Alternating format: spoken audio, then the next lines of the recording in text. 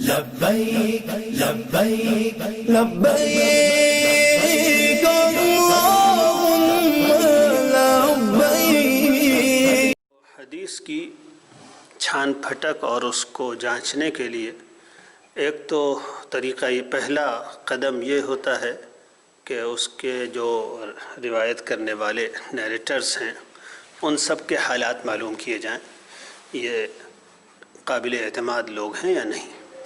اور قابل اعتماد ہوں تبھی ان کی روایت قبول کی جائے۔ اگر وہ قابل اعتماد نہ ہوں،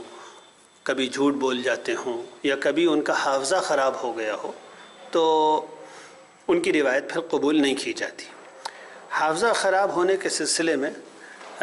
محدثین کتنی احتیاط برتتے ہیں اور کتنی باریکی کے ساتھ اس کو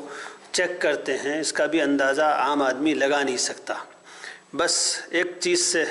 میں آپ کو بتا سکتا ہوں، اس سے اندازہ کیا جا سکتا ہے کہ یہاں کتنا زیادہ احتیاط برتی جاتی ہے۔ ایک شخص ہے، بہت نیک آدمی ہے، بڑا بزرگ ہے، بڑا عالم ہے، بڑا محدث ہے، لیکن بڑھاپے میں جا کر اس کا حافظہ خراب ہو جاتا ہے۔ تو عام طور پر کیا یہ جاتا تھا کہ جب کسی شخص کا بڑھاپے میں حافظہ خراب ہو جاتا تھا کسی عالم کا، تو وہ خود حدیث بیان کرنا چھوڑ دیتا تھا کہ اب میرا حافظہ قابل اعتماد نہیں رہا ہے، اب میں حدیث بیان نہیں کروں گا، اس لیے کہ اب اگر میں نے حدیث بیان کی تو غلطیاں کروں گا، اور غلطیاں کرنے کے نتیجے میں جو کچھ صحیح بیان کیا ہے میں نے تو میں درجہ اعتبار سے گر جاؤں گا۔ اور اگر خود اس شیخ کو اس کا تنبہ نہیں ہو پاتا تھا تو کبھی کبھی ایسا بھی ہوا کہ کوئی بڑا عالم اور محدث تھا، اس کی اولاد بھی حدیث کا علم رکھنے والے علماء کی تھی، تو انہوں نے اپنے ابا کے اوپر ایک طرح کا پہرا بٹھا دیا، لوگ آئیں ملیں، اگر کہ حدیث کے بارے میں پوچھے تو فوراً باہر کر دینا، اس لیے کہ میرے ابا کا پچھلا سارا علم یہ لوگ خراب کر دیں گے اب ان سے حدیثیں سن کر۔ اس طرح احتیاطیں کی۔ اور پھر بھی اگر کسی شخص کا آخر عمر میں حافظہ خراب ہو گیا تو محدثین نے یہ تک پتہ لگا لیا کہ ان کا حافظہ 70 سال کی عمر میں جانے کے بعد خراب ہوا، 80 سال کی عمر میں جانے کے بعد خراب ہوا، تو پوری لسٹ تیار کر دی، فہرست سازی کر دی ہے محدثین نے کہ حافظہ خراب ہونے کے بعد کن لوگوں نے ان سے علم حاصل کیا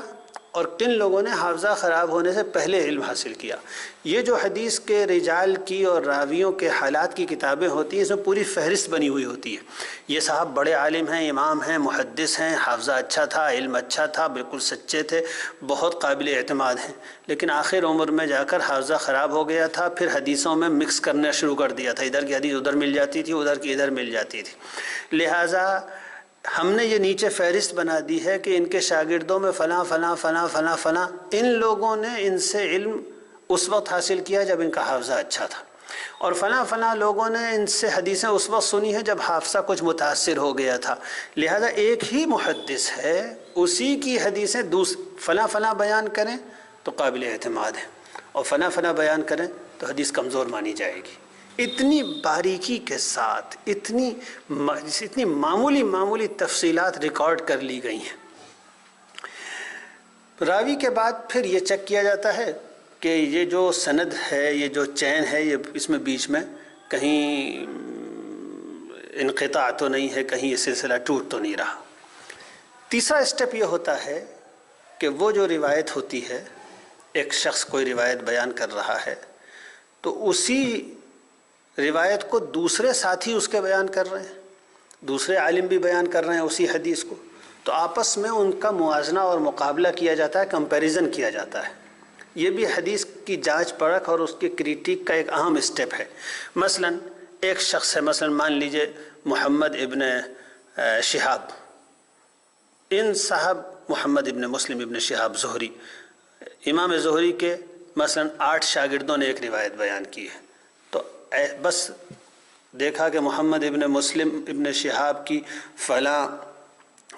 صاحب نے روایت بیان کی ہے، لہذا روایت صحیح ہے، اس لیے کہ وہ بیان کرنے والے صاحب بھی صحیح ہیں، امام زہری بھی بہت بڑے عالم ہیں، اور ان کے استاد فلاں بھی بڑے عالم ہیں، اور ان کے استاد فلاں صحابی ہیں، لہذا حدیث صحیح ہے۔ نہیں، محدثین اس پر اکتفا نہیں کرتے، بلکہ امام زہری کے اگر 8 شاگرد ہیں تو 8 کی حدیثیں سامنے رکھیں گے،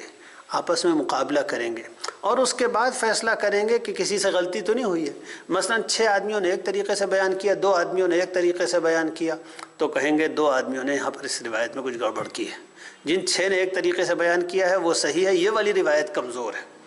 اس طریقے سے ہر اسٹیپ پر، ہر راوی کے درجے پر اس روایت کو اس کے دوسرے ساتھیوں کی روایت کے ساتھ ملا کر دیکھا جاتا تھا۔ اس کو کہتے ہیں طرق کا مقابلہ۔ الگ الگ جو چینز ہیں ان کو آپس میں اس کا مقابلہ کیا جاتا تھا۔ پھر چوتھا اسٹیپ یہ ہوتا تھا کہ اب حدیث ہم تک پہنچ گئی، پوری اس کے تمام راوی جتنے ہیں، نیریٹر ہیں، وہ سب بہتر درجے کے ثقہ قابل اعتماد لوگ ہیں۔ اس کے بعد ان میں آپس میں کوئی ڈسکنیکشن بھی نہیں ہے، سب سلسلہ جڑا ہوا ہے، سند متصل ہے۔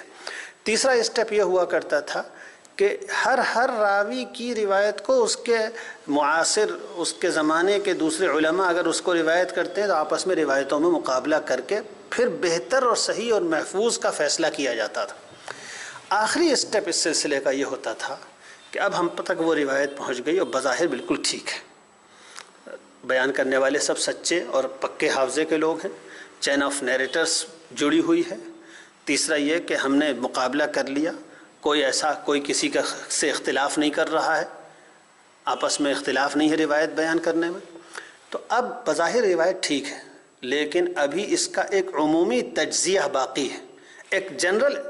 اس کو پھر سے ایک مرتبہ اس کا ایک جنرل کریٹیک باقی ہے۔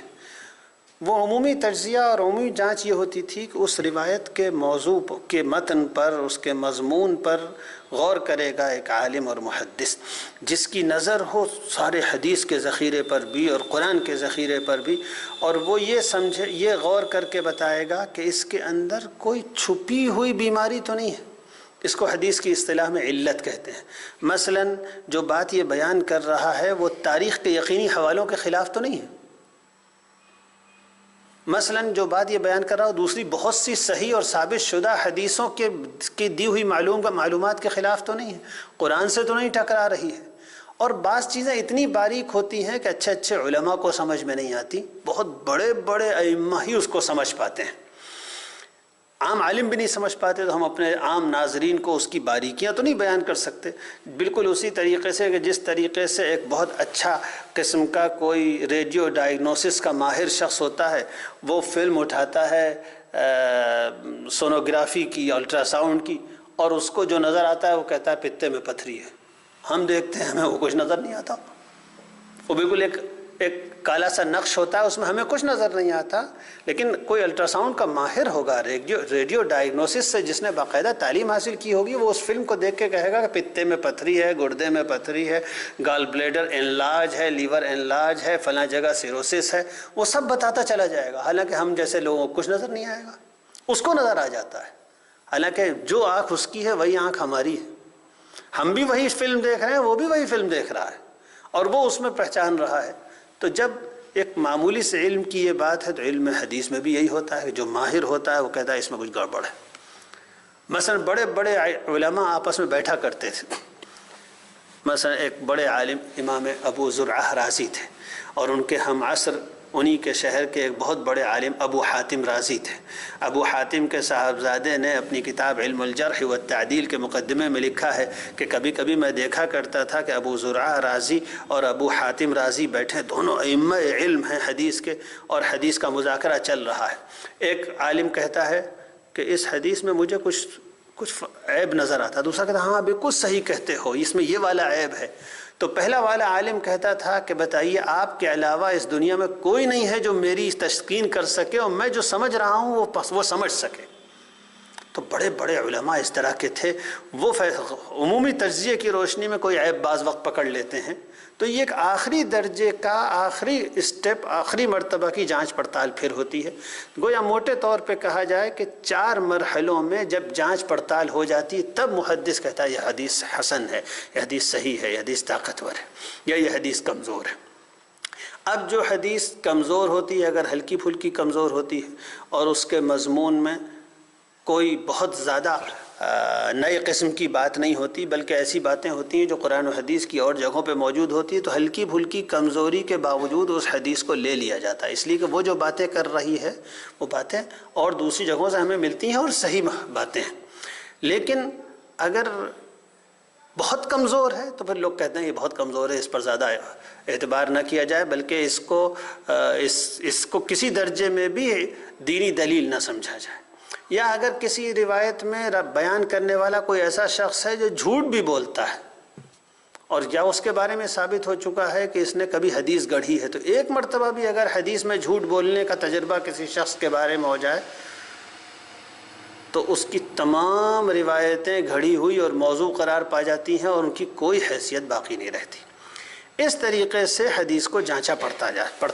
پڑتال کی جاتی ہے۔